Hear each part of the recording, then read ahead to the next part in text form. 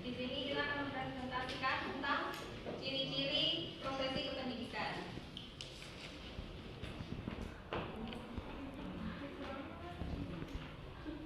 Di sini ada profesi kependidikan, syarat suatu profesi, karakteristik profesi, kriteria suatu profesi, dan unsur-unsur profesi.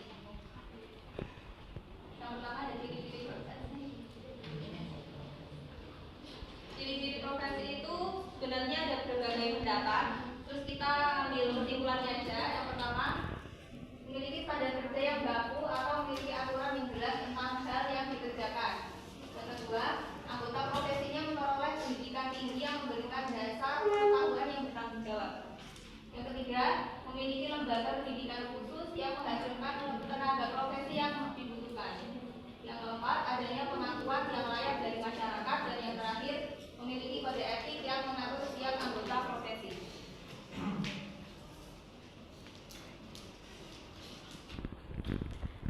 Yang kedua ada syarat-syarat suatu profesi. Yang pertama ada pekerjaan sebagai panggilan hidup seseorang. Yang kedua, pekerjaan yang memiliki kode etik. Yang ketiga, pekerjaan yang melayani mereka yang membutuhkan suatu profesi itu. Dan yang keempat, pekerjaan dilakukan atas dasar telah memiliki pengetahuan dan keahlian yang dipelajari untuk profesi itu. Yang kelima, pekerjaan yang dilakukan sebagai pengabdian kepada masyarakat dan memberi keuntungan untuk dirinya sendiri. Yang keenam, pekerjaan yang dilakukan menurut teori prinsip, prosedur, dan anggapan dasar yang sudah baku secara universal. Kemudian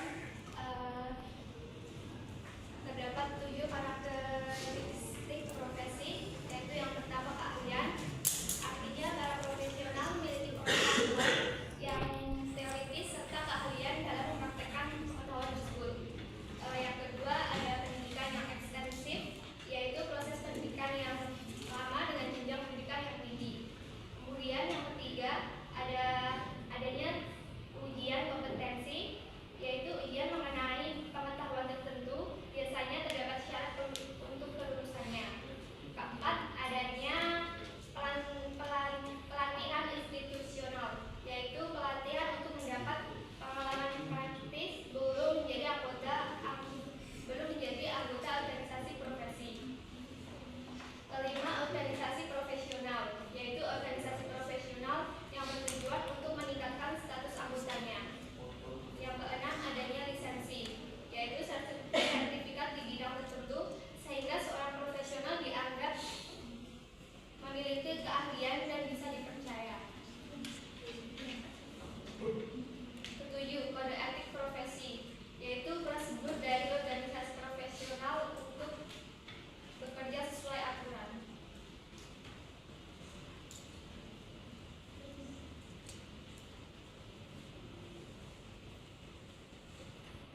Selanjutnya ada kriteria profesi. Yang pertama, pengetahuan yang didasarkan pada teori-teori ilmiah. Kedua, memiliki wawasan untuk memberi pelayanan yang baik. Ketiga, relatif memiliki otonomi atau kebebasan dalam pengambilan keputusan. Yang keempat, memiliki bentuk-bentuk lisensi atau sertifikasi. Yang kelima, memiliki prestasi yang relatif tinggi. Yang keenam, memiliki daya kekuatan atau kemampuan. Dan yang ketujuh, memiliki norma praktek atau etika profesi. Kemudian ada unsur-unsur profesi. Yang pertama, suatu dasar ilmu yang sistematis. Kemudian kewenangan profesional yang diakui oleh klien. Ketiga, sanksi dan pengakuan masyarakat akan keabsahan kewenangannya. Keempat, kode etik yang regulatif. Kelima, kebudayaan profesi. Dan yang terakhir, persatuan profesi yang kuat dan berpengaruh. Sampai sini ada yang mau ditanyakan?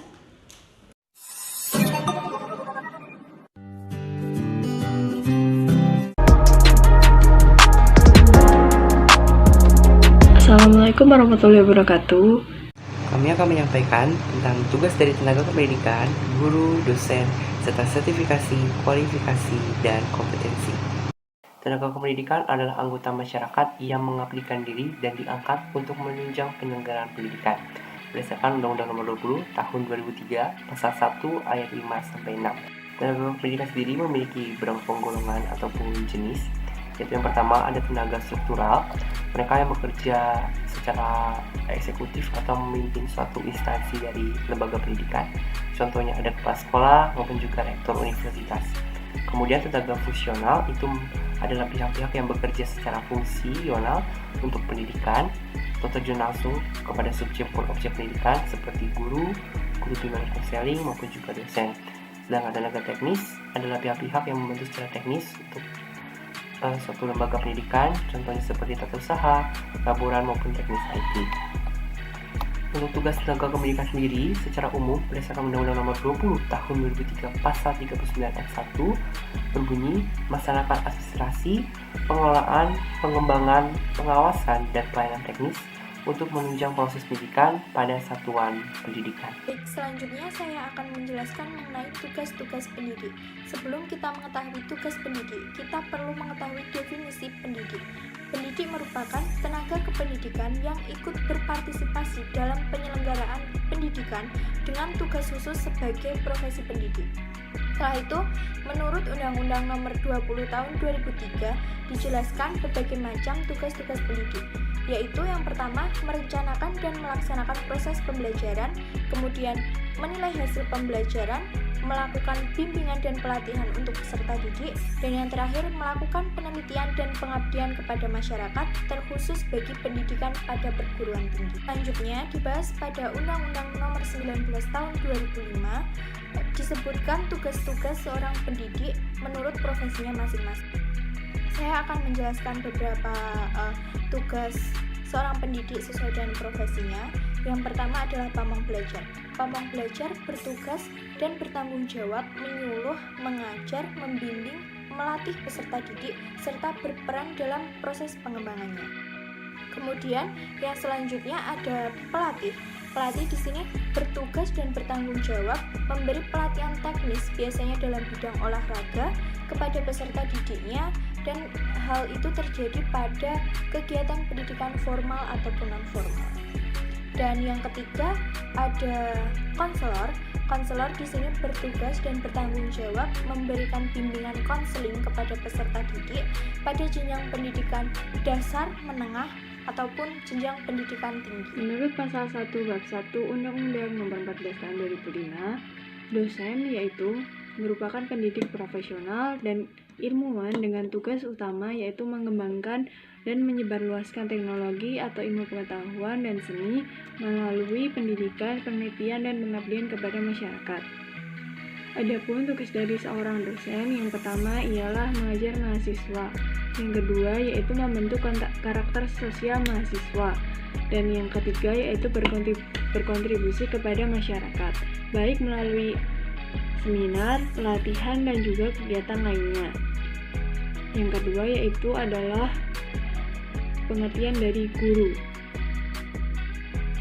Menurut pasal 1 bab 1 Undang-Undang Nomor 14 Tahun 2005, guru merupakan pendidik profesional dengan tugas utama yaitu mendidik, mengajar, dan membimbing serta mengarahkan, melatih, menilai, dan juga mengevaluasi peserta didik pada pendidikan usia dini, pendidikan dasar, dan juga pendidikan menengah. Adapun tugas dari seorang guru yang pertama yaitu mendidik, mengajar, dan melatih para siswa, yang kedua yaitu membimbing dan memimpin para siswa, dan yang ketiga yaitu menarik simpati para siswa sehingga dapat menjadi tauladan dan juga panutan. Selanjutnya adalah kompetensi, kualifikasi, dan sertifikasi pendidik. Kompetensi adalah seperangkat penguasaan yang harus ada dalam diri pendidik agar kinerjanya tepat dan efektif. Kompetensi sendiri dibagi menjadi 4, yaitu kompetensi pedagogik, kompetensi sosial, kompetensi kepribadian, dan kompetensi profesional. Yang kedua adalah sertifikasi pendidik.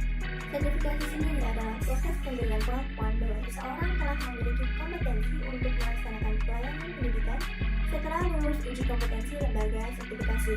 Tujuannya adalah untuk melindungi profesi pendidik, melindungi masyarakat dari praktik tidak kompeten, seleksi terhadap pelamar yang kompeten, membangun citra masyarakat, serta memberi solusi dalam meningkatkan mutu pendidikan. Dan yang terakhir adalah kualifikasi pendidik. Kualifikasi pendidik adalah keahlian yang diperlukan untuk melakukan atau menduduki jabatan tertentu, baik secara teknis maupun akademik. Syarat yang diperlukan antara lain minimal diploma 4 atau S1 bagi guru dan S2 bagi dosen.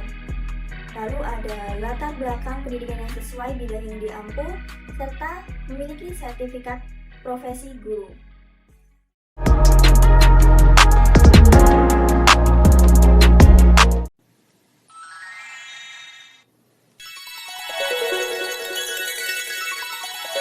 Syarat guru profesional pertama, adil. Dalam hal ini, guru tidak berpihak pada satu sisi atau kelompok tertentu. Seseorang guru harus menjadi sosok yang objektif. Guru harus bisa menerima pertanyaan kritik dari masukan dari siswa. Seiring berkembangnya ilmu, pengetahuan dan teknologi, guru harus bisa berpikiran secara terbuka. 3. Bisa menjadi contoh. Untuk menjadi guru harus memiliki pribadi yang mampu memberikan terbaik terhadap siswa. Dengan menjadi contoh, siswa secara perlahan akan memiliki kesadaran untuk melakukan hal serupa. 4. Bijaksana. Seorang guru yang profesional bisa bijak dalam mengambil keputusan, menyikapi masalah maupun tidak. 5. Fleksibel. Setiap guru harus memiliki prinsip baik dalam nilai keseharian maupun pengetahuan. Namun dalam penyampaiannya harus tetap fleksibel agar bisa diterima dengan baik. Selanjutnya ada jenis-jenis kompetensi guru. Kompetensi guru sendiri itu adalah kemampuan yang harus dimiliki oleh seorang guru dalam melakukan tugas dan kewajibannya dengan layak, kompeten, dan bertanggung jawab. Kompetensi guru ini dibagi menjadi 4, yaitu pertama kompetensi kepribadian, kompetensi deputi, kompetensi sosial, dan kompetensi profesional. Nah, kompetensi kepribadian ini adalah kemampuan personal yang dimiliki oleh seorang guru itu mencerminkan kepribadian yang baik, yang mulia, yang pantas untuk dicontoh atau ditiru oleh peserta didik. Nah, selanjutnya adalah kemampuan pedagogik. Kemampuan pedagogik ini adalah kemampuan yang harus dikuasai seorang guru dalam mengetahui karakteristik dari peserta didik itu sendiri. Nah, seorang guru bisa melihat dari berbagai aspek, contohnya dari aspek moral, intelektual maupun dari emosional. Nah, selanjutnya ada kompetensi sosial. Kompetensi sosial ini mengharuskan seorang guru untuk bisa bergaul, berinteraksi, dan berkomunikasi dengan tenaga pendidikan, peserta didik, orang tua peserta didik maupun masyarakat secara umum. Nah, ada lagi yaitu kompetensi profesional. Kompetensi profesional ini guru dituntut untuk menguasai materi secara mendalam dan luas. Nah, yaitu meliputi pertama penguasaan materi, struktur, dan pola pikir keilmuan yang mendukung proses pembelajaran. Selanjutnya ada penguasaan terhadap standar kompetensi dan kompetensi dasar hasil bidang yang dikuasainya. Nah, selanjutnya ada seorang guru ini harus melakukan materi dan pembelajaran yang dikuasai dengan kreatif dan inovatif agar pembelajaran yang berlangsung tidak membuat peserta didik mudah bosan. Contohnya seperti adanya ice breaking. Baik, yang selanjutnya adalah jalur sertifikasi guru. Nah, apa sih jalur sertifikasi guru? Jalur sertifikasi guru ini dibagi menjadi 3 jenis atau 3 jalur. Yang pertama adalah PPDB Jabatan. PPDB Jabatan yaitu program pendidikan profesi jabatan adalah program pendidikan yang diselenggarakan untuk mempersiapkan lulusan S1 ke pendidikan dan S1 atau D4 ke pendidikan yang memiliki bakat dan minat menjadi guru agar menguasai kompetensi guru secara utuh sesuai dengan standar nasional pendidikan. Jadi PPDB jabatan itu bertujuan untuk meningkatkan profesionalisme serta kompetensi calon guru dalam hal mendidik serta membimbing peserta didik serta stakeholder pendidikan lainnya. Kemudian visi dari PPDB jabatan itu yaitu untuk menciptakan keseimbangan kebutuhan dan pemenuhan guru baik secara kuantitas maupun kualitas. Kemudian yang kedua yaitu PPDB dalam jabatan. Nah, selain PPDB jabatan, jalur memiliki sertifikat pendidik juga untuk bagi guru. Bahkan yang mau berstatus PNS maupun non PNS wajib memiliki sertifikat pendidik. Setiap guru yang telah terdaftar di boarding sekolah wajib mengikuti uji kompetensi guru. Jika dinyatakan lulus, dapat mendaftar program PPDB dalam jabatan melalui seleksi HBE. Jadi tujuan dari PPDB dalam jabatan ini yaitu untuk menciptakan guru yang profesional dalam hal mendidik, memberi, serta buat peserta didik itu secara kreatif dan inovatif.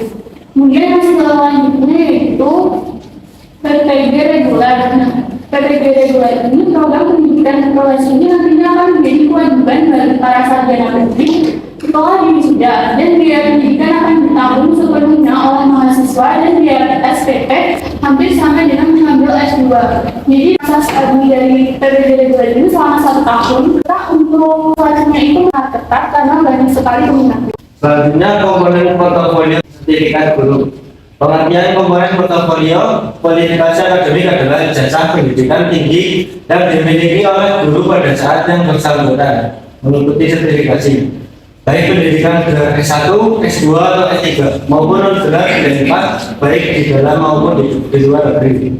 Selanjutnya, komponen portofolio sertifikat guru itu meliputi 1. Pendidikan dan pelatihan, 2. Pengalaman mengajar, 3. Perencanaan dan pelaksanaan pembelajaran, perencanaan pembelajaran. Yang keempat, penilaian dari atasan dan pengawas. Yang kelima, prestasi akademik. Yang keenam, karya pengembangan profesi. 7. Keikutsertaan dalam forum ilmiah. 8. Pengalaman organisasi di bidang pendidikan dan sosial. Dan yang ke-9, penghargaan relevan dengan bidang pendidikan.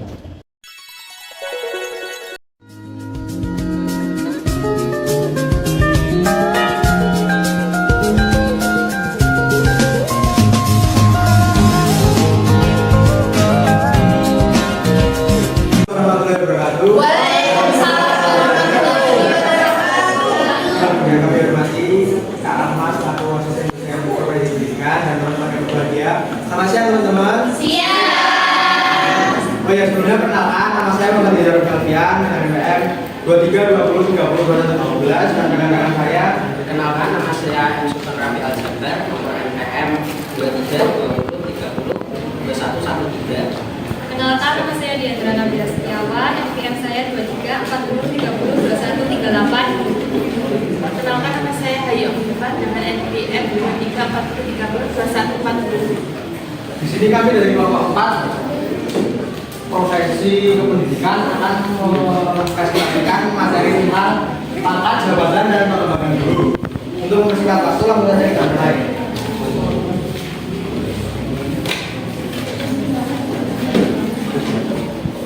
Yang pertama ada pangkat, jabatan, dan pengembangan guru.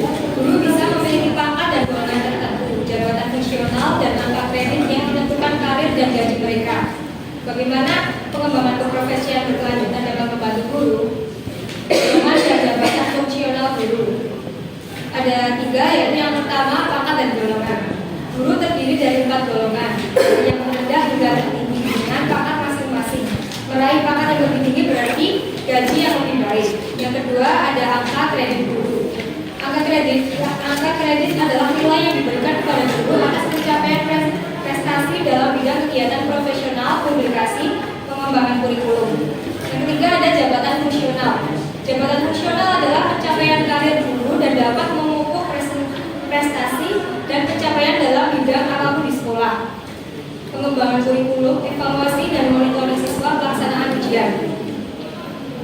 Lalu ada peningkatan kualifikasi dan sertifikasi guru. Tantangan peningkatan kualifikasi, pengetahuan, dan teknologi semakin berkembang. Guru harus belajar dan meningkatkan keterampilannya agar tetap kompetitif dan terus memberikan edukasi terbaik. Manfaat sertifikasi guru yaitu guru yang tersertifikasi melalui serangkaian ujian nasional mendapat pengakuan dan status serta penghargaan moral dan finansial. Kemudian pengembangan pekerjaan guru, pengembangan diri dan BKD. Selain program pengembangan diri yang diselenggarakan oleh sekolah atau lembaga terkait, banyak lembaga pendidikan yang mengadakan program pengembangan profesional. Ini dapat membantu guru meraih kualifikasi yang lebih tinggi dan tetap maju. Nah, caranya bisa dilakukan dengan cara guru dapat mengikuti seminar nasional, membaca artikel tentang pendidikan, dan melalui program PKB yaitu pengembangan keprofesian berkelanjutan. Kemudian ada BKD. BKD sendiri adalah Badan Kepegawaian Daerah yang memiliki tugas melaksanakan penyusunan dan pelaksanaan kebijakan daerah dan kepegawaian daerah. Nah, BKD membantu guru mengevaluasi pekerjaannya untuk meningkatkan keefektifan, memperbaiki komitmen dan profesionalisme, serta memenuhi standar kerja yang diterapkan. Kemudian ada kebijakan pemerintah, yaitu tentang pengembangan pendidikan. Program P4TK atau Pusat Pengembangan dan Pemberdayaan Pendidikan dan program pemerintah lainnya membantu guru untuk meningkatkan kualitas pengajaran. Pendidikan sebagai prioritas, salah satu prioritas pemerintah adalah untuk mendukung kualitas pendidikan dengan mengalokasikan sumber daya untuk mencapai standar internasional dan peningkatan profesionalisme.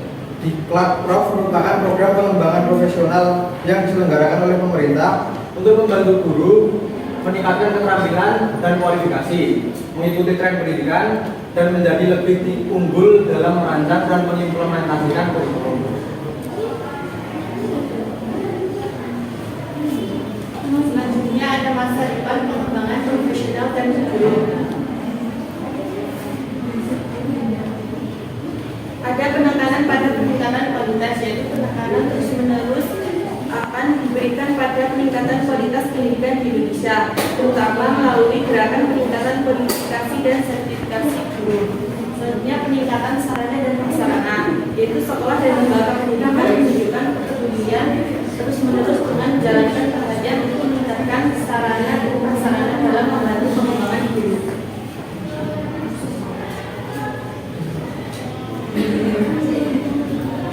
Selanjutnya ada penutup, yaitu kesimpulan. Kunci sukses, komitmen dan kerja keras. Semua guru harus berkomitmen untuk terus meningkatkan kualitas dan profesional mereka dan mengikuti tren perkembangan terbaru dalam pendidikan dengan kerja keras, nada yang baik, dan batasan dalam mencapai tujuan.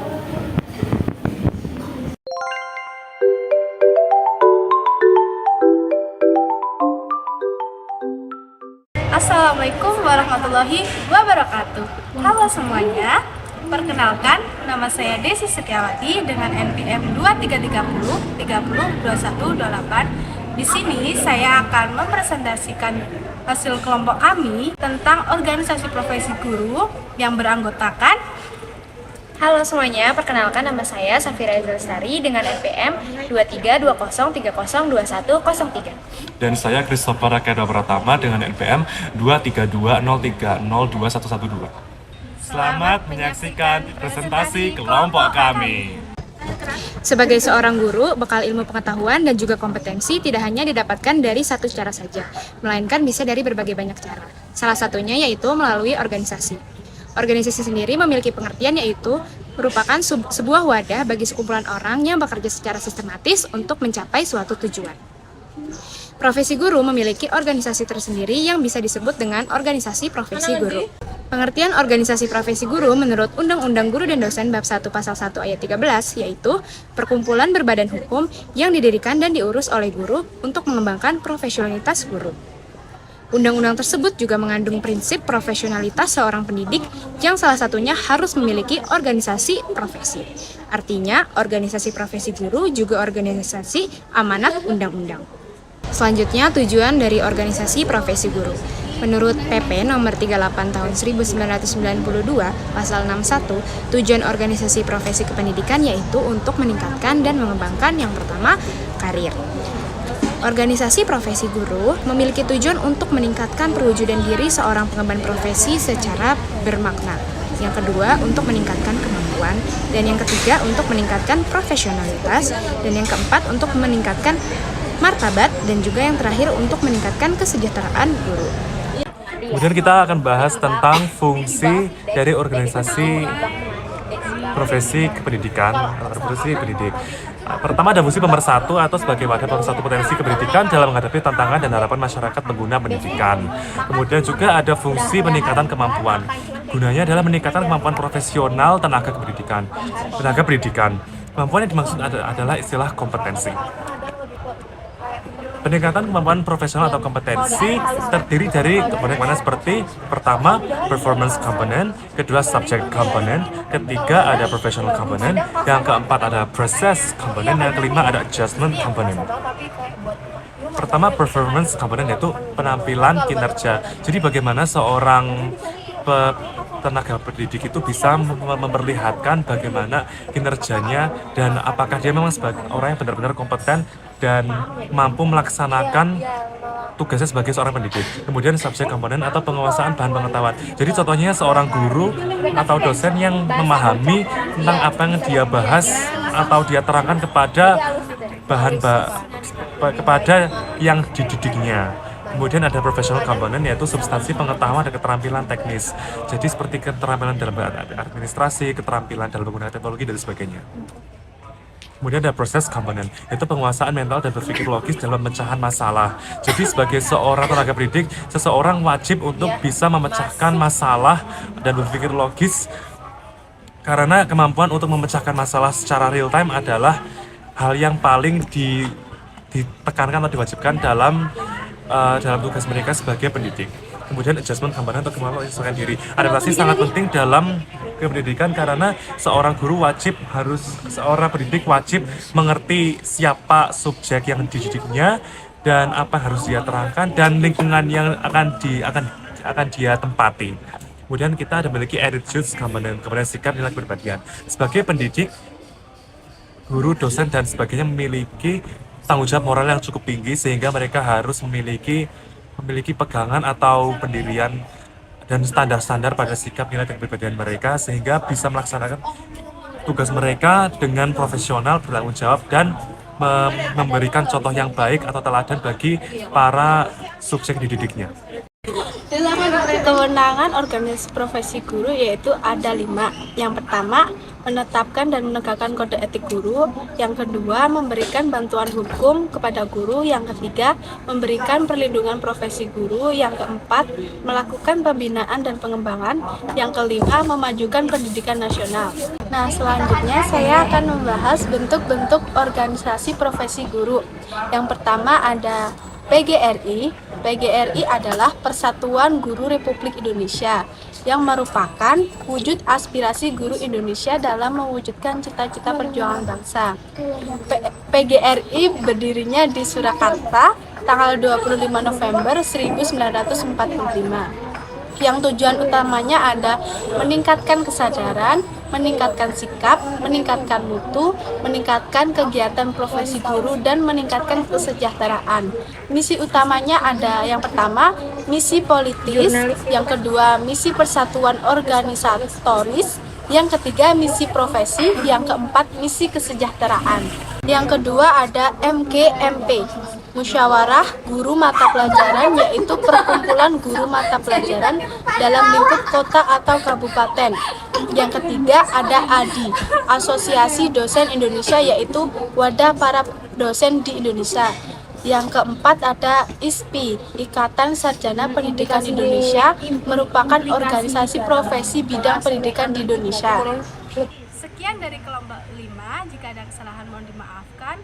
Terima kasih. Wassalamualaikum warahmatullahi wabarakatuh.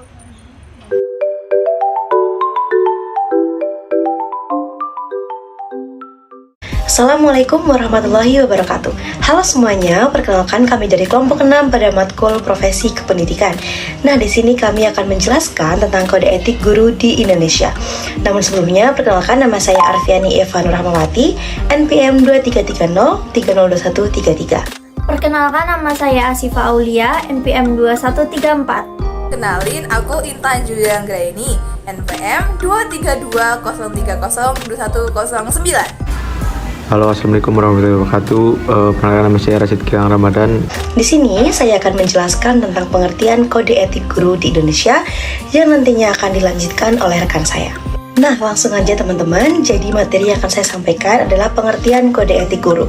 Jadi kode etik guru adalah norma atau asas yang harus dijalankan oleh seorang guru di Indonesia sebagai pedoman untuk bersikap dan berperilaku dalam melaksanakan tugas profesinya sebagai pendidik, anggota masyarakat, dan warga negara. Kemudian, tujuan kode etik guru. Yang pertama adalah menjunjung tinggi martabat seorang guru. Yang kedua, menjaga serta memelihara kesejahteraan anggotanya. Yang ketiga, menjadi pedoman berperilaku seorang guru. Yang keempat, meningkatkan pengabdian para guru. Yang kelima, meningkatkan mutu profesi guru.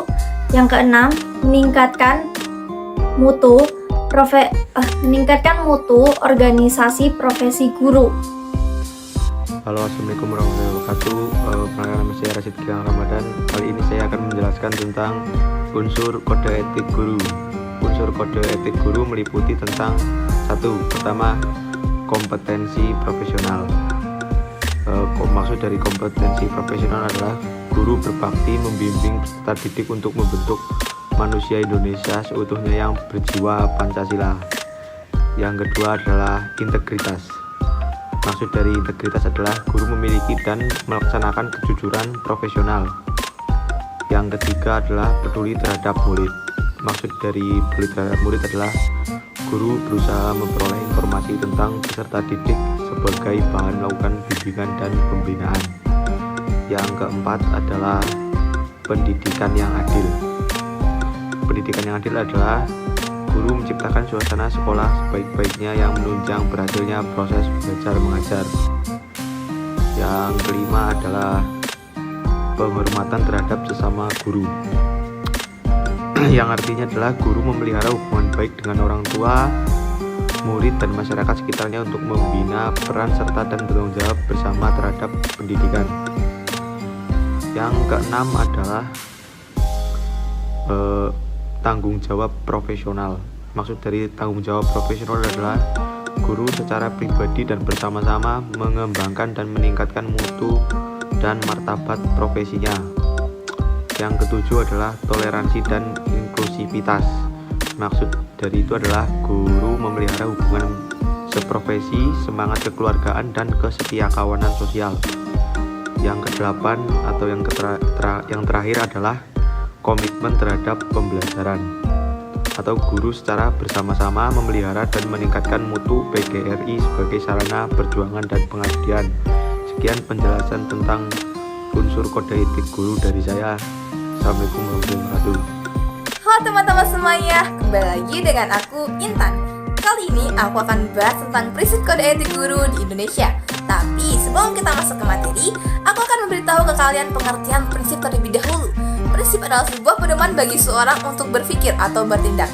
Dan seperti yang sudah kita bahas sebelumnya, sebagai seorang pendidik alias guru mempunyai kode etik yang harus menjadi pedoman bagi kita dalam mengajar dan mengabdi bagi masyarakat tanpa melupakan jati diri kita sebagai warga negara di Indonesia. Kembali lagi pada materi, prinsip kode etik guru di Indonesia itu ada 4 teman-teman, antara lain prinsip keadilan, prinsip integritas moral, prinsip tanggung jawab, dan prinsip otonomi. Prinsip keadilan adalah pedoman bagi seorang guru untuk berperilaku adil dan sama terhadap semua murid-muridnya tanpa memandang suku, ras, agama, ataupun perbedaan lainnya. Kita sambil sering-sering aja nih teman-teman. Waktu itu aku duduk di bangku kelas 4 SD. Aku pernah mendapatkan perilaku yang tidak menyenangkan oleh guru. Bahkan bukan cuma aku sih, satu kelas juga ikut kena, yaitu perlakuan spesial bagi salah satu murid yang ternyata merupakan sanak famili dari guru tersebut. Dan itu merupakan salah satu pelanggaran dalam prinsip kode etik guru ya teman-teman. Ada yang punya pengalaman sama kayak aku? Kalau ada, ayo ceritakan di kolom komentar. Yang kedua, prinsip integritas moral, yaitu menuntut seorang profesional agar mempunyai komitmen pribadi untuk menjaga kepentingan profesi, masyarakat, dan diri. Di mana dalam menjadi seorang guru kita dituntut untuk memberikan ilmu yang berlandaskan pada moral dan tidak merugikan orang lain dalam mengambil suatu tindakan atau keputusan. Yang ketiga, prinsip tanggung jawab. Sudah jelas ya teman-teman, bagi seorang guru untuk bertanggung jawab atas semua murid-muridnya. Dalam artian, tidak mengerjakan hal-hal yang buruk yang memberikan dampak negatif bagi muridnya di masa depan. Dan yang terakhir, prinsip otonomi, di mana sebagai seorang guru, kita dibebaskan untuk mengajar sesuai gaya yang kita inginkan. Contohnya, ada guru yang lebih nyaman kalau ngejelasin itu pakai proyektor ya, tapi juga ada guru yang lebih nyaman kalau ngejelasinnya itu sambil menulis di papan tulis, ataupun gaya mengajar yang bervariasi lainnya. Nah teman-teman, itu tadi pemaparan kelompok kami mengenai kode etik guru di Indonesia. Gimana materinya? Seru banget kan? Sekian dari kelompok kami, bila ada kesalahan mohon dimaafkan. Wassalamualaikum warahmatullahi wabarakatuh.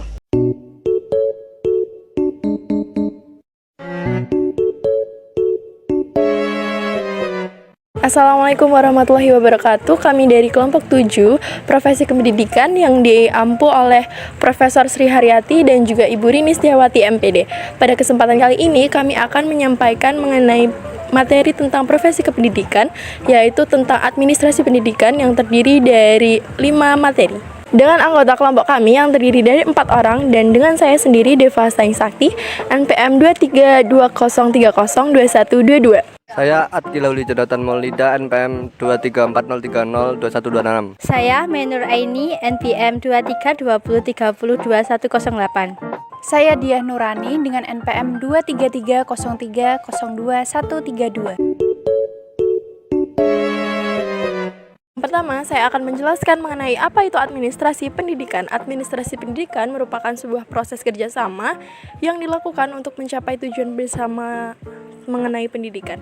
Administrasi pendidikan melihat antar komponen pendidikan sehingga dapat memperbaiki proses pembelajaran dengan teknologi dan juga perangkat yang ada. Saya akan menjelaskan faktor-faktor dari administrasi pendidikan yang terdiri dari 4 faktor.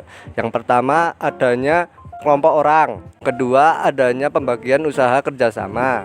Yang ketiga, adanya proses pengelolaan. Yang keempat, adanya tujuan bersama. Ketiga, ada sekelompok orang yang terlibat dalam administrasi pendidikan bisa menjadi lebih kompleks. Adanya kepemimpinan, komunikasi, motivasi, kolaborasi, dan hal-hal lainnya yang dapat dikerjakan oleh sekelompok orang.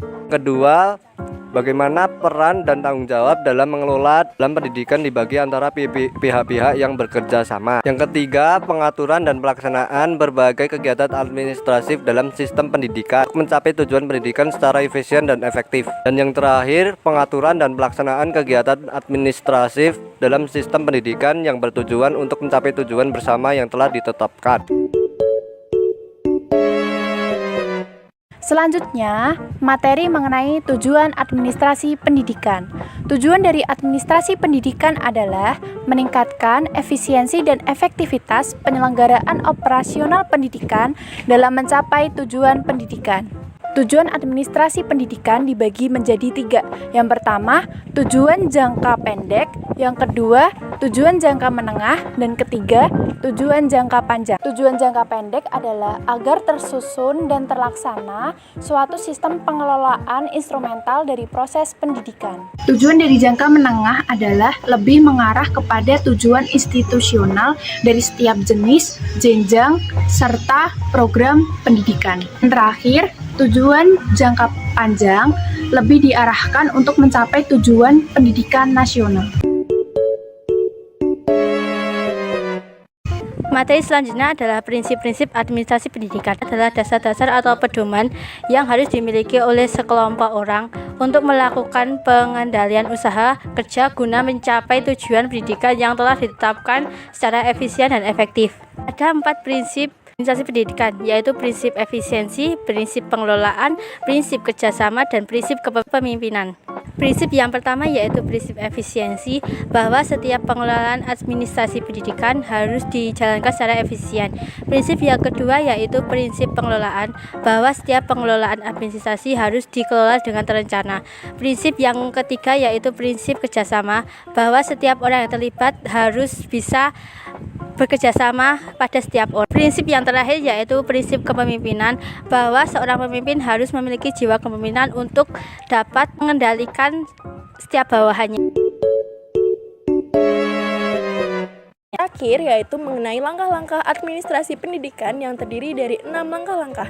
Yang pertama yaitu perencanaan, yang kedua pengorganisasian, yang ketiga yaitu pengarahan, yang keempat yaitu pengkoordinasian, yang kelima pembiayaan, dan yang terakhir yaitu penilaian. Materi dari kelompok kami, kurang lebihnya mohon maaf. Semoga materi kami dapat bermanfaat. Wassalamualaikum warahmatullahi wabarakatuh. Sampai jumpa. Bye.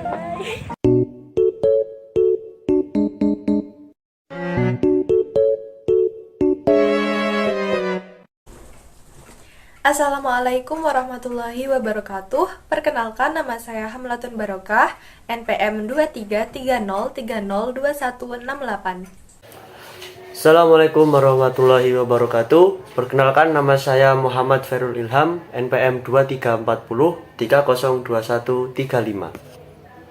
Assalamualaikum warahmatullahi wabarakatuh. Perkenalkan, nama saya Andini Dwi Putri, NPM 2330303169. Perkenalkan, nama saya Khonsaiza Farhani dengan nomor NPM 2320303110. Pada video kali ini, kelompok kami akan membahas mengenai tugas-tugas guru dalam administrasi pendidikan. Yang pertama ada tugas-tugas guru dalam administrasi kurikulum. Kira-kira apa saja sih peranan guru dalam administrasi kurikulum? Yang pertama ada peran konservatif. Di sini guru bertugas untuk menyimpan dan mewariskan nilai-nilai budaya. Yang kedua adalah peran kreatif. Guru diharapkan dapat mendorong para siswanya untuk mengembangkan daya kreatif yang dimiliki oleh para siswa. Nah, yang ketiga adalah peran kritis dan evaluatif. Guru harus aktif berpartisipasi untuk memperbaiki masyarakat. Selanjutnya ada materi kedua, yaitu tugas guru dalam administrasi kesiswaan dan pengelolaan kelas. Tugas guru dalam administrasi kesiswaan yaitu ada 5.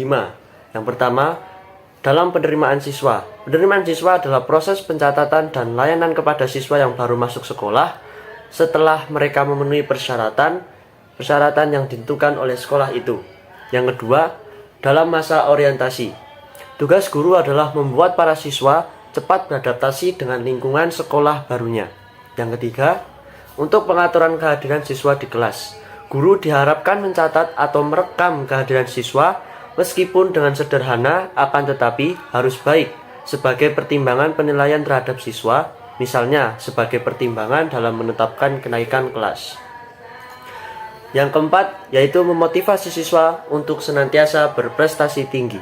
Seorang guru seyogyanya memerankan diri sebagai motivator murid-muridnya, teman sejawatnya, serta lingkungannya. Hal-hal yang bisa dilakukan guru antara lain seperti memberi pujian atau hadiah untuk mengapresiasi keberhasilan siswanya, atau bisa juga dengan menerapkan media pembelajaran yang menarik sehingga siswa dapat lebih bersemangat dan termotivasi untuk rajin belajar dan berprestasi. Yang kelima, yaitu menciptakan disiplin sekolah atau kelas yang baik. Guru juga harus mampu menegakkan sikap disiplin dan tidak merusaknya sendiri. Di samping itu, guru juga harus mampu mengambil keputusan secara bijaksana dan konsisten untuk memberikan ganjaran dan hukuman kepada para siswa yang pantas mendapatkannya. Materi yang ketiga adalah mengenai tugas-tugas guru dalam administrasi sarana dan prasarana. Peran yang dapat dilakukan guru dalam administrasi sarana dan prasarana antara lain adalah: yang pertama, ikut merencanakan pengadaan barang; yang kedua, memelihara dan merawat alat pengajaran; yang ketiga adalah mencatat barang-barang yang sudah rusak; yang keempat adalah memberi arahan dan pengawasan terhadap barang yang digunakan. Materi keempat yaitu tugas guru dalam hubungan masyarakat. Yang pertama, mengadakan kerjasama dengan pihak berkepentingan. Yang kedua, mengadakan kerjasama dengan komite. Yang ketiga, mengadakan kerjasama dengan pihak swasta. Yang keempat, mengadakan studi banding dan studi lapangan ke daerah lain. Yang kelima, mengadakan pertemuan dengan orang tua murid. Dan yang terakhir, menyerap informasi dari masyarakat untuk kepentingan sekolah. Materi kelima adalah tugas guru dalam bimbingan konseling. Yang pertama adalah membantu memasyarakatkan pelayanan bimbingan dan konseling kepada siswa. Yang kedua adalah membantu guru pembimbing atau konselor mengidentifikasi siswa-siswa yang membutuhkan pelayanan bimbingan dan konseling, serta pengumpulan data tentang siswa tersebut. Yang ketiga adalah mengalihtangankan siswa yang memerlukan pelayanan bimbingan dan konseling kepada guru pembimbing atau konselor.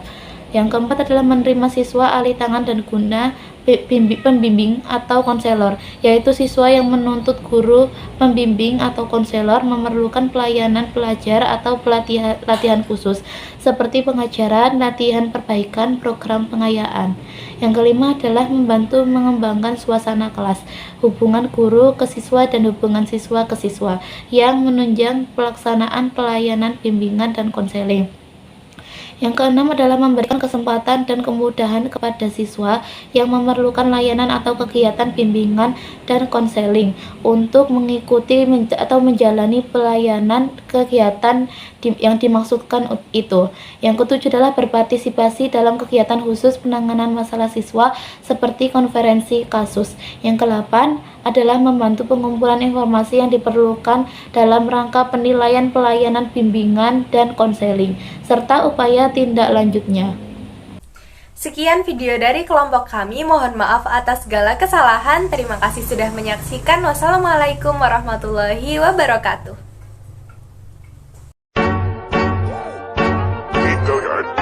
I got so motherfucking design on right now. Materi yang pertama yakni mengenai pengertian organisasi pendidikan. Organisasi adalah sekelompok manusia yang bersatu dalam suatu usaha kerjasama yang efisien untuk mencapai tujuan yang telah ditetapkan bersama. Ini menurut Sutopo. Lalu ada pula menurut Kartikawati. Organisasi pendidikan dapat diartikan sebagai suatu sistem sosial yang terdiri atas orang-orang, teknik, informasi, struktur, dan tujuan pendidikan, di mana manajer atau administrator berperan sebagai penggerak atau pemeliharaan sistem organisasi pendidikan. Pengertian tersebut mengandung beberapa unsur penting, yaitu yang pertama orang, yang merupakan pelaku usaha dan tugas, misalnya dari Menteri Pendidikan sampai dengan guru kelas, penjaga sekolah, karyawan sekolah, dan masyarakat. Yang kedua, teknik. Teknik merupakan teknologi yang digunakan untuk melaksanakan tugas, seperti pamong, sekolah terbuka, CBSA, dan modul. Yang ketiga ada informasi, yang merupakan pengetahuan sebagai dasar untuk melaksanakan tugas dan usaha, seperti peraturan-peraturan dalam bidang pendidikan, diskusi, seminar, dan sebagainya. Lalu yang keempat ada struktur, yaitu suatu kerangka atau pola kerja yang ditunjukkan dalam tingkatan kerja, misalnya ada pimpinan, bawahan, pengawas, pemilik, dan sebagainya. Lalu yang kelima ada tujuan, yang merupakan kerangka penalaran dalam pelaksanaan tugas atau kerangka acuan dalam gerak organisasi yang bersangkutan. Misalnya tujuan pendidikan di negara kita mengacu pada pembentukan manusia Indonesia seutuhnya, atau kemajuan sumber daya manusia. Materi yang kedua adalah prinsip organisasi pendidikan. Untuk meningkatkan hasil guna dan tepat guna organisasi dalam mencapai tujuannya, maka pimpinan pendidikan harus dapat melaksanakan berbagai prinsip organisasi. Adapun prinsip-prinsip organisasi pendidikan yang dimaksudkan adalah seperti yang disarankan menurut tim MKDK IKIP Semarang. Yang pertama, pelimpahan wewenang. Seorang administrator yang bijaksana akan melimpahkan atau mendelegasikan sebagian wewenangnya kepada bawahan yang dipercayainya dan dirumuskan secara jelas. Yang kedua, manajemen by exception atau manajemen dengan pengecualian.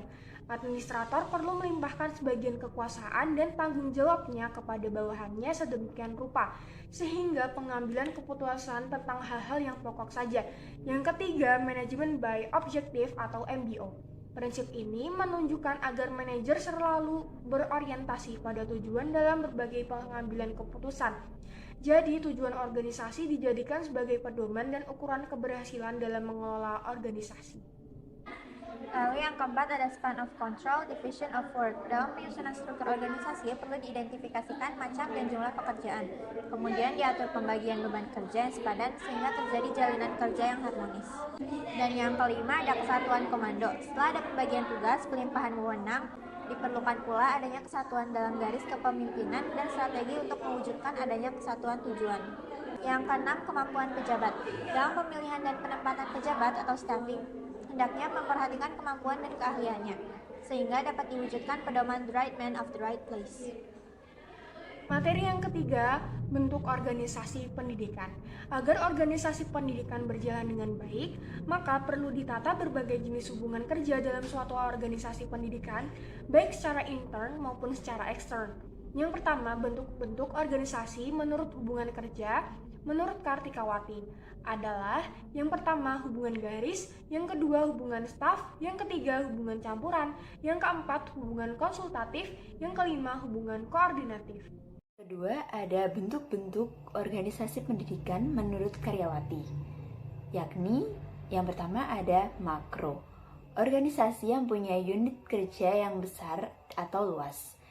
Yang kedua, mikro, bentuk organisasi yang jumlah unit kerja atau kegiatannya hanya sedikit, kecil, atau bentuk organisasi yang sederhana.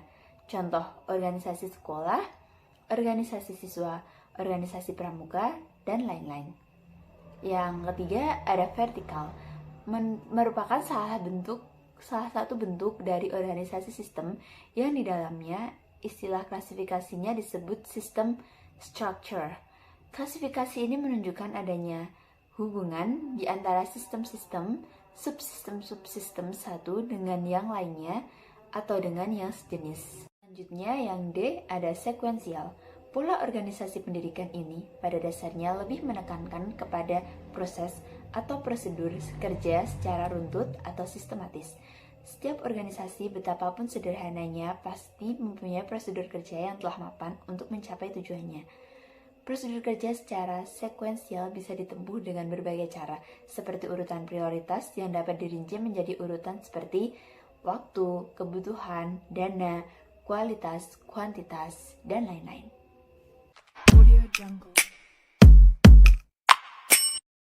Assalamualaikum warahmatullahi wabarakatuh. Kami dari kelompok 10 mata kuliah Profesi Kependidikan ingin menjelaskan materi mengenai Dewan Pendidikan dan Komite Sekolah. Perkenalkan, nama aku Hanifah Nurafini, NPM 23403023131. Perkenalkan, nama aku Celita Jayaningrum dengan NPM 2340302136. Perkenalkan, nama aku Nasdia Sadia Imani, NPM 23302134. Materi pertama akan disampaikan oleh teman saya, yaitu Dira. Materi yang pertama adalah Dewan Pendidikan Nasional. Dewan Pendidikan Nasional adalah lembaga mandiri yang beranggotakan berbagai unsur masyarakat yang peduli pendidikan yang dibentuk dan berperan dalam peningkatan mutu pelayanan pendidikan dengan memberikan pertimbangan, arahan, dan dukungan tenaga, sarana, dan prasarana, serta pengawasan pendidikan pada tingkat nasional. Kedua adalah Komite Sekolah. Komite sekolah adalah badan mandiri yang mewadahi peran serta masyarakat dalam rangka meningkatkan mutu, pemerataan, dan efisiensi pengelolaan pendidikan di satuan pendidikan, baik pada pendidikan prasekolah, jalur pendidikan di sekolah, maupun jalur pendidikan di luar sekolah. Dewan Sekolah dan Komite Sekolah memainkan peranan penting dalam sistem pendidikan di banyak negara. Di bawah ini adalah peran dan fungsi umum keduanya. Yang pertama ada peran dan fungsi dari Dewan Pendidikan. Dewan Pendidikan memiliki peran dan fungsi, yaitu yang pertama, ada penentuan kebijakan. Dewan Pendidikan biasanya bertanggung jawab untuk menetapkan kebijakan utama sistem pendidikan. Mereka dapat mempengaruhi kurikulum, standar pendidikan, dan pedoman pengajaran. Yang kedua ada anggaran dan keuangan. Dewan ini sering kali terlibat dalam perencanaan anggaran sistem pendidikan. Mereka membantu mengalokasikan dana yang diperlukan untuk operasional sekolah dan pengembangan pendidikan. Yang ketiga adalah memilih dan mengawasi kepala sekolah. Dalam beberapa kasus, Dewan Sekolah berperan dalam memilih kepala sekolah dan bertanggung jawab memantau kinerja kepala sekolah. Yang keempat ada advokasi pendidikan. Dewan juga dapat berfungsi sebagai juru bicara komunitas pendidikan, melindungi kepentingan siswa, guru, dan orang tua. Yang kedua ada Dewan Sekolah. Dewan Sekolah memiliki peran dan fungsi. Yang pertama adalah keputusan lokal. Komite sekolah biasanya terdiri dari orang tua, guru, dan staf sekolah yang fokus pada pengambilan keputusan terkait operasional sekolah sehari-hari. Yang kedua ada kerjasama dan konsultasi. Mereka memainkan peran kolaboratif dengan kepala sekolah dan guru untuk memastikan kebutuhan dan minat siswa terpenuhi. Yang ketiga adalah menyiapkan dan memantau anggaran sekolah. Komite ini dapat membantu merencanakan anggaran sekolah, memantau pengeluaran, dan memastikan dana digunakan secara efektif. Yang keempat ada kontak komunitas. Mereka dapat bertindak sebagai penghubung antara sekolah dan masyarakat, memfasilitasi komunikasi antara keduanya. Keanggotaan dalam pendidikan dan dewan sekolah melibatkan beberapa aspek. Yang pertama adalah dewan sekolah, yang mana dewan sekolah merupakan badan yang bertanggung jawab atas pengelolaan sekolah. Anggota ini biasanya terdiri dari orang tua siswa, guru, staf sekolah, dan terkadang anggota masyarakat. Dewan ini memiliki peran penting dalam pengambilan keputusan terkait kurikulum, anggaran kebijakan sekolah, dan masalah-masalah penting lainnya. Yang kedua adalah orang tua dan wali. Orang tua atau wali siswa seringkali memiliki peran dalam keanggotaan dewan sekolah. Mereka dapat terpilih atau diundang menjadi anggota dewan. Mereka termasuk memberikan pandangan dan masukan terkait kebijakan sekolah, mengawasi kepentingan siswa, dan berpartisipasi dalam proyek-proyek sekolah. Yang ketiga adalah guru dan staf sekolah. Guru dan staf sekolah merupakan anggota dewan sekolah. Mereka membawa pengalaman dan wawasan mereka tentang kebutuhan siswa dan operasi sehari-hari sekolah ke dalam dewan. Yang terakhir atau yang keempat adalah masyarakat setempat. Mereka anggota masyarakat setempat memiliki hubungan langsung dengan sekolah, juga dapat menjadi anggota dewan sekolah. Mereka membantu menjembatani hubungan antar sekolah dan masyarakat, serta memberikan perspektif yang berbeda.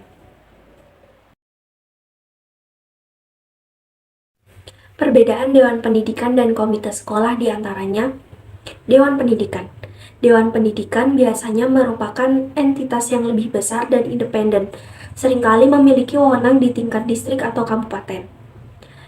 Yang kedua adalah anggota dewan seringkali dipilih melalui pemilihan umum atau penunjukan resmi, dan mereka mungkin tidak terkait langsung dengan sekolah tertentu. Yang ketiga, Dewan Pendidikan memiliki tanggung jawab untuk membuat kebijakan pendidikan, mengawasi anggaran sekolah, dan membuat keputusan strategis yang mempengaruhi seluruh sistem pendidikan di wilayah mereka. Yang kedua adalah komite sekolah. Komite sekolah adalah entitas yang lebih kecil dan terkait langsung dengan satu sekolah atau kelompok sekolah tertentu. Yang kedua, anggota komite sekolah seringkali terdiri dari orang tua siswa, guru, staf sekolah, dan mungkin kepala sekolah. Fungsi utama komite sekolah adalah memberikan masukan dan saran kepada kepala sekolah, membantu merencanakan kegiatan sekolah, dan berpartisipasi dalam pengelolaan dana sekolah. Sehingga dapat diambil kesimpulan, Dewan Pendidikan memiliki wewenang yang lebih besar dan mencakup wilayah yang lebih luas. Sementara komite sekolah fokus pada urusan sekolah tertentu dan melibatkan orang tua, guru, dan staf sekolah dalam pengambilan keputusan sehari-hari. Assalamualaikum warahmatullahi wabarakatuh. Kami dari kelompok 10 mata kuliah profesi kependidikan.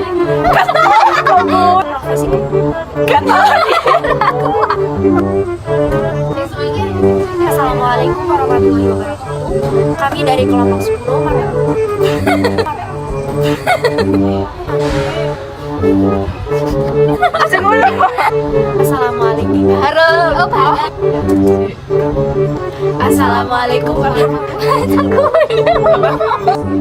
Assalamualaikum warahmatullahi wabarakatuh. Kami dari kelompok 10 mata kuliah profesi kependidikan ingin menjelaskan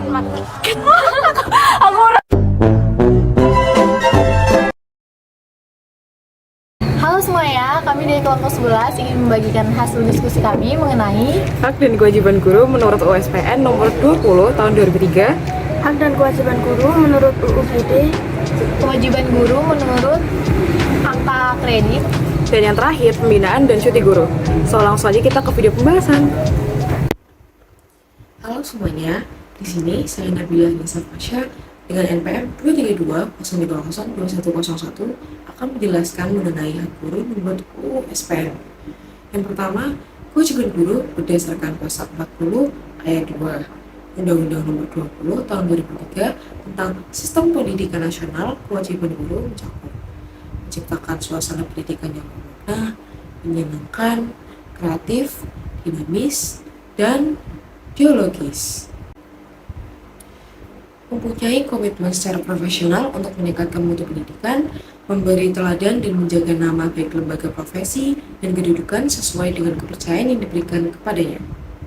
Berdasarkan pasal 40 ayat 1 Undang-Undang Nomor 20 Tahun 2003 tentang Sistem Pendidikan Nasional, terdapat 5 hak guru, diantaranya penghasilan dan jaminan kesejahteraan sosial yang pantas dan memadai, penghargaan sesuai dengan tugas dan prestasi kerja, pembinaan karir, sesuai dengan tuntutan pengembangan kualitas, perlindungan hukum dalam melaksanakan tugas, dan hak atas hasil kekayaan intelektual. Kesempatan untuk menggunakan sarana, prasarana, dan fasilitas pendidikan untuk menunjang kelancaran pelaksanaan tugas. Itu saja dari saya, terima kasih. Hak-hak dan kewajiban guru menurut UU GD. Hak-hak dalam Undang-Undang Guru dan Dosen Pasal 14 Ayat 1 menyatakan bahwa dalam melaksanakan tugas keprofesionalan, guru memiliki hak sebagai berikut. 1. Memperoleh penghasilan di atas kebutuhan hidup minimum dan jaminan kesejahteraan sosial. 2. Mendapat promosi dan penghargaan sesuai dengan tugas dan prestasi kerja. 3. Memperoleh perlindungan dalam melaksanakan tugas dan hak atas kekayaan intelektual. 4. Memperoleh kesempatan untuk meningkatkan kompetensi. 5. Memperoleh dan memanfaatkan sarana dan prasarana pembelajaran untuk menunjang kelancaran tugas keprofesionalan. 6.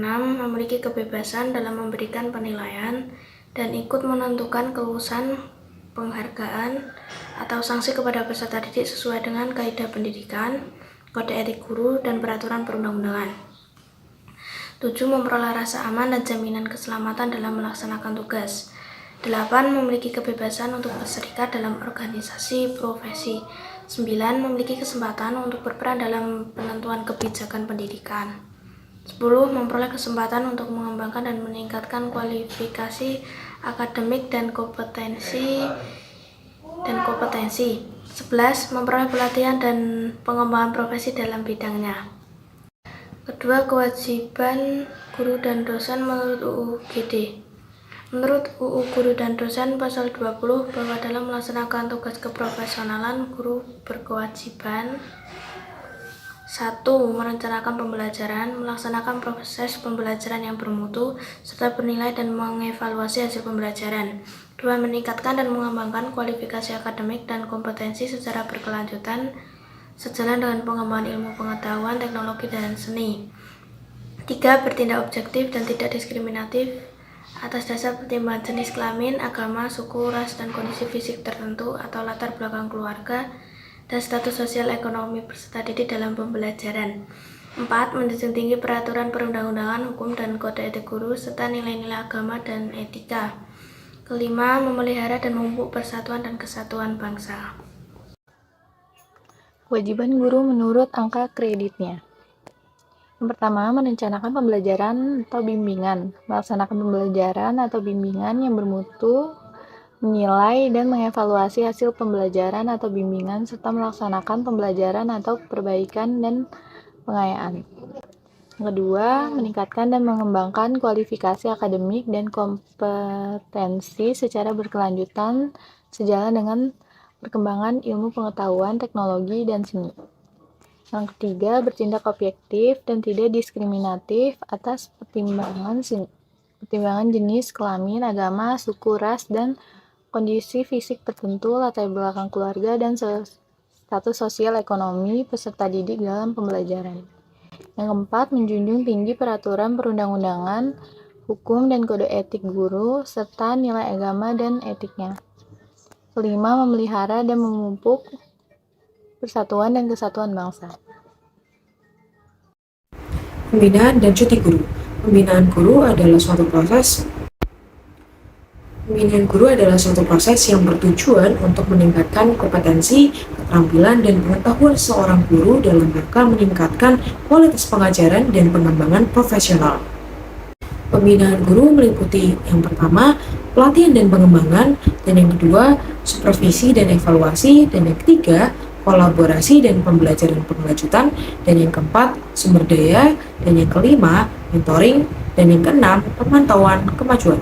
Dan untuk pengertian cuti guru sendiri, yaitu istilah yang digunakan untuk mengacu pada waktu istirahat atau waktu luang yang diberikan kepada seorang guru dari tugas mengajar dan tanggung jawabnya dalam dunia pendidikan.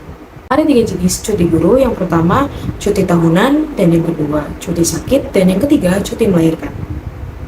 Sekian video materi dari kami, dan mohon maaf apabila ada kesalahan. Terima kasih. Bye-bye. Inefficient way to move the story along. you're just being cynical. No, it's just the principle. Someone won't you make it stop. Assalamualaikum warahmatullahi wabarakatuh.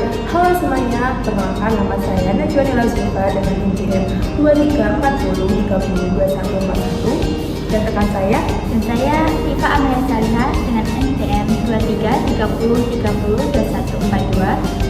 Saya Citra Dewi Septiana dengan NPM 2320302119. Jadi kami dari kelompok 12 yaitu menjelaskan mengenai disiplin guru, DP3 atau sasaran kerja pegawai dan peranan guru, tugas pokok guru, fungsi guru, serta tugas kepala sekolah. Dan berikut video penjelasannya. Materi pertama yaitu mengenai disiplin guru. Peraturan disiplin pegawai adalah peraturan yang mengatur kewajiban, larangan, dan sanksi apabila kewajiban tidak ditaati dan dilanggar. Tingkat dan jenis hukuman yaitu hukuman disiplin yaitu hukuman disiplin ringan, sedang, dan berat.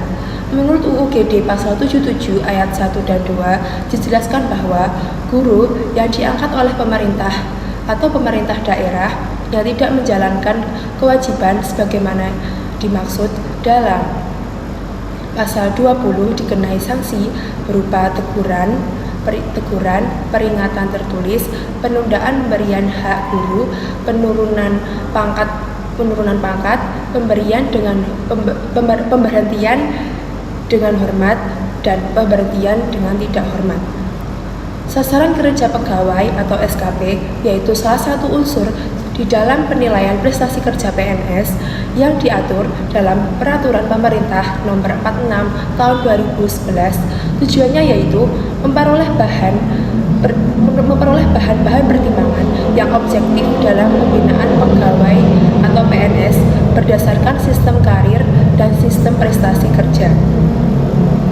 Unsur DP3 atau sasaran kerja pegawai yaitu yang pertama ada kesetiaan, kedua yaitu prestasi kerja, 3 yaitu tanggung jawab, 4 yaitu ketaatan, 5 yaitu kejujuran, 6 yaitu bekerja sama, 7 yaitu prakasa, 8 kepemimpinan. Selanjutnya adalah tugas pokok guru, meliputi 3 bidang, yaitu bidang profesi, meliputi pendidik, mengajar, melatih. Mendidik berarti meneruskan dan mengembangkan nilai-nilai hidup, mengajar berarti meneruskan dan mengembangkan ilmu pengetahuan dan teknologi, sedangkan melatih berarti mengembangkan keterampilan pada siswa. Yang kedua adalah bidang kemanusiaan.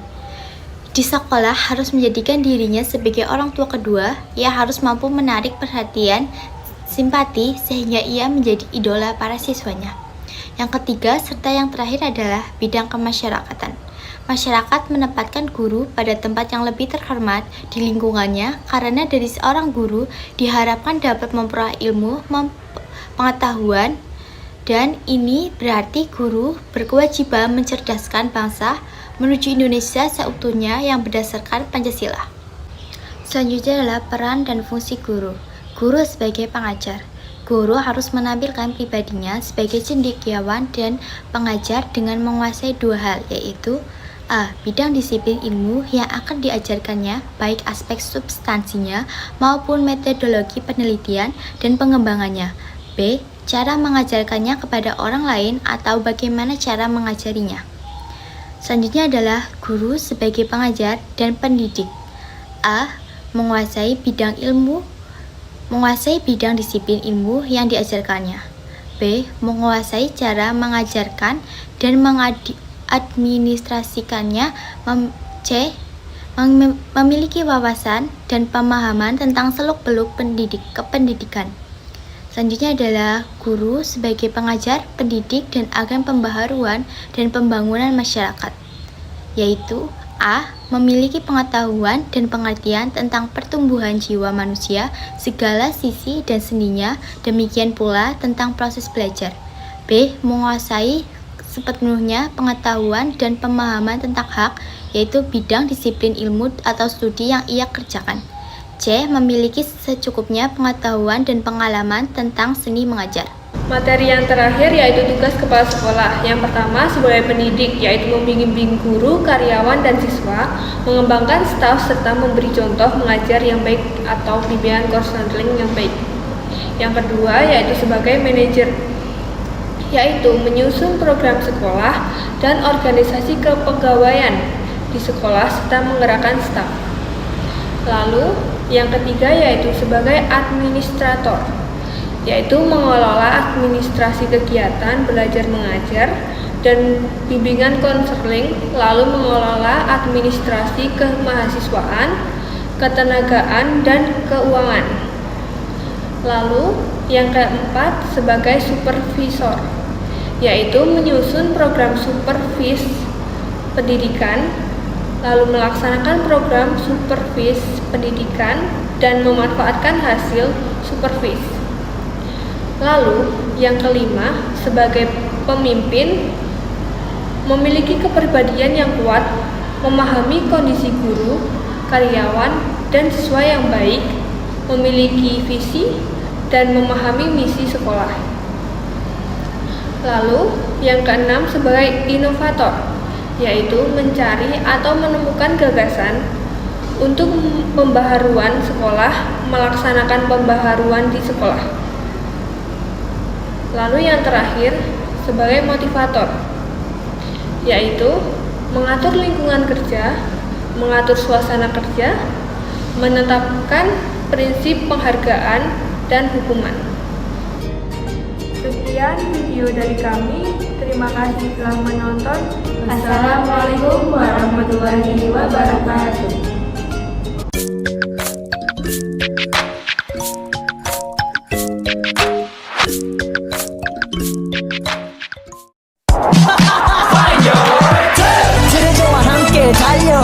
Ready for action, let's go. 트럭으로 물을 찾으러. Assalamualaikum warahmatullahi wabarakatuh. Selamat siang semuanya. Perkenalkan, kami dari Kelompok 13 ingin menjelaskan mengenai materi supervisi pendidikan. Sebelumnya, perkenalkan nama saya Catur Lansari dengan NIM 2320302123. Saya Asal Nasana dengan NPM 2320302116. Saya Rita Dajeng dengan NPM 2320302116. Selamat menyaksikan.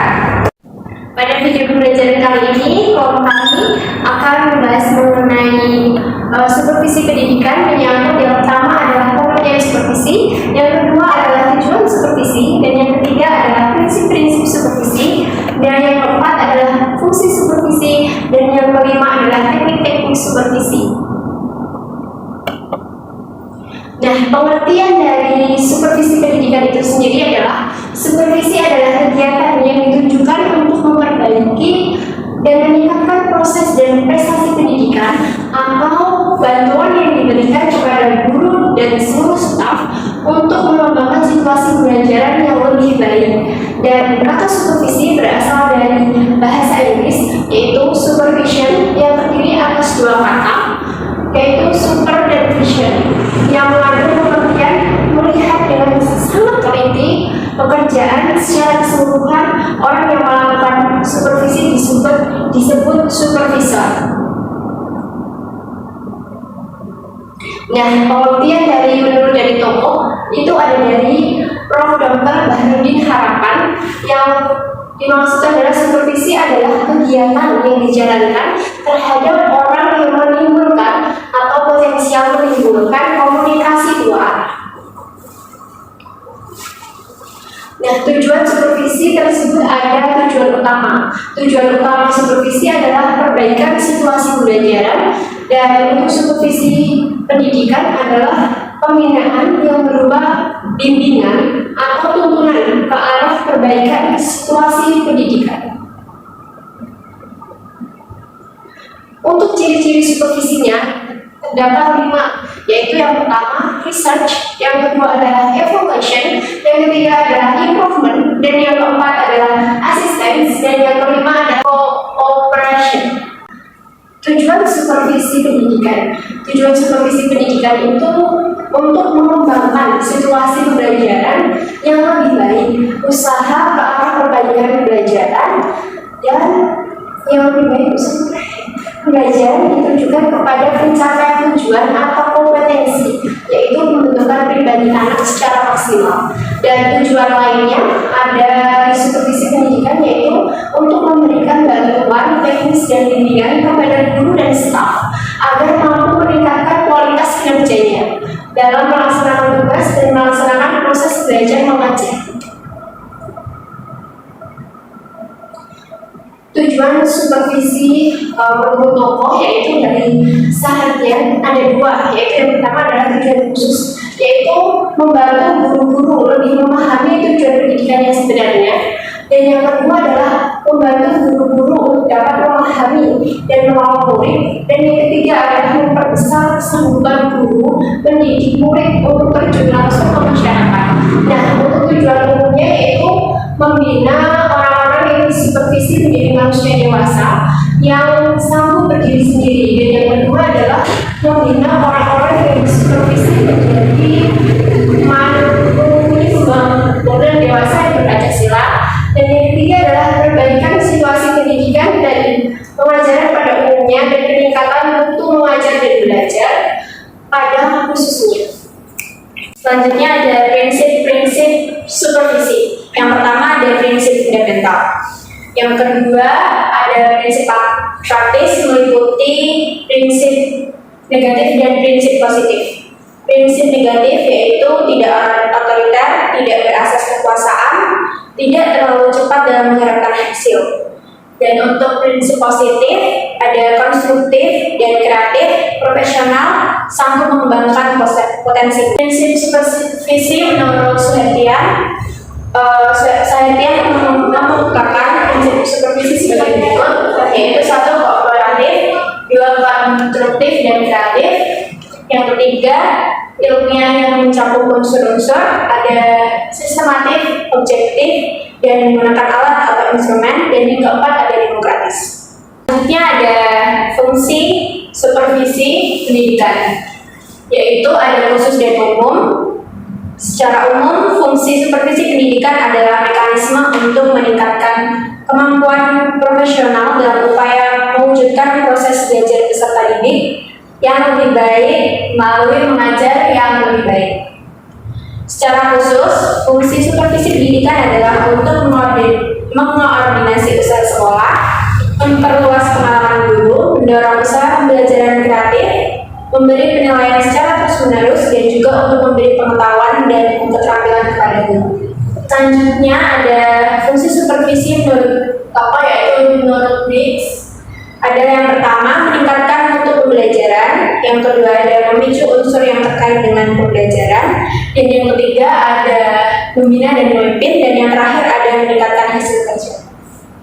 Fungsi supervisi menyangkut 4 hal, yaitu yang pertama penelitian, yang kedua penilaian, yang keempat perbaikan, dan yang terakhir ada pembinaan. Selanjutnya ada teknik-teknik supervisi pendidikan. Yang pertama teknik yang bersifat individual. Menurut Sahartian, teknik yang bersifat individual adalah teknik pelaksanaan yang digunakan supervisor kepada guru guna peningkatan kualitas pengajaran di sekolah, antara lain ada kunjungan kelas, observasi kelas,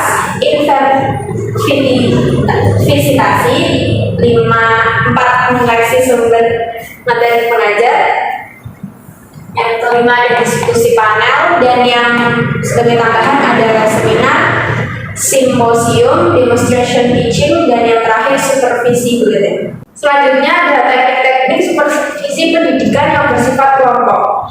Menurut Sahartian, ialah teknik supervisi yang dilaksanakan dalam pembinaan guru secara bersama-sama oleh supervisor dengan sejumlah guru dalam satu kelompok. Di antara lain pertemuan orientasi bagi guru-guru, rapat guru, studi kelompok antar guru, diskusi, workshop, dan yang terakhir tukar-menukar pengalaman.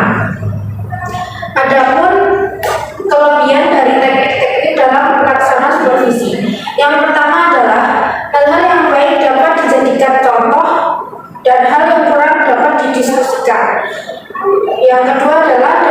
memberikan bimbingan aktual. Dan yang terakhir adalah guru dapat menunjukkan hasil usahanya. Adapun kekurangan teknik dalam pelaksanaan supervisi yaitu biaya yang banyak, waktu yang tepat, sekolah jadi kurang efektif. Yang kedua, perlu penyediaan waktu yang tepat.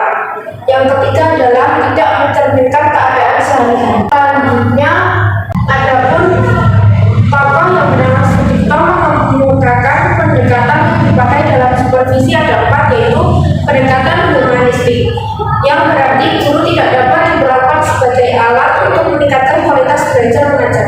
Guru harus mencari sendiri pengalaman itu secara aktif sehingga dapat meningkatkan pembelajaran. Yang kedua ada penilaian, perbaikan, dan yang keempat ada pembinaan. Selanjutnya, 3 episode supervisi pembelajaran dengan menggunakan pendekatan klinik. Yang pertama ada episode pertemuan awal. Pada tahap ini membutuhkan tiap khusus dari supervisor untuk menciptakan suasana yang menyenangkan, kekeluargaan, kesejawatan, dan kehangatan, sehingga guru tidak merasa takut terhadap supervisornya dan berani mengungkapkan permasalahan pengajar yang dihadapinya. Jika guru belum berani mengungkapkan permasalahannya, maka supervisor diharap mampu memancing pembicaraan guru dengan pertanyaan yang baik. Yang kedua ada episode observasi kelas. Pada tahap ini guru mengajar di kelas dengan menerapkan komponen-komponen keterampilan yang sudah disepakati pada tahap sebelumnya. Sedangkan supervisor mengobservasi guru dengan menggunakan instrumen observasi yang telah disepakati bersama.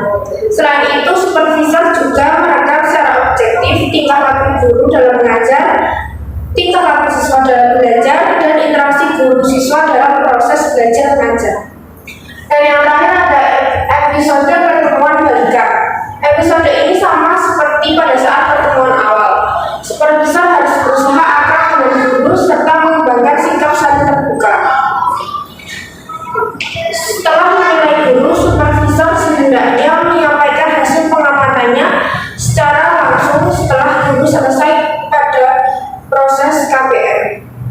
Sekian dari kami video pembelajaran mengenai supervisi pendidikan dari kelompok 13. Sekian, dan terima kasih.